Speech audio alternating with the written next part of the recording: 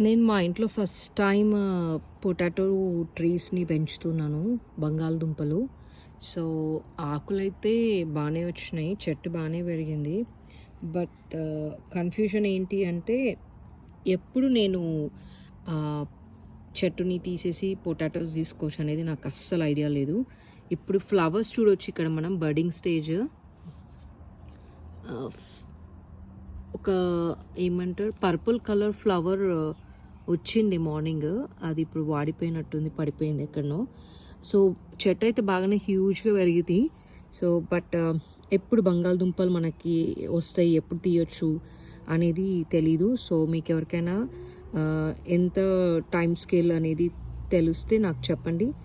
Like చెట్టు మొత్తం ఎండిపోయిన తర్వాత తీయాలా, లేకపోతే ఎండిపోయినాక ఇంకా ఒక 1 month ఆగి తీయాలా అని నాకు అస్సలు క్లూ తెలీదు. సో యా, మీరు నాకు అడ్వైస్ చేస్తే దాన్ని బట్టి నేను ఫాలో అవుతాను. Thank you.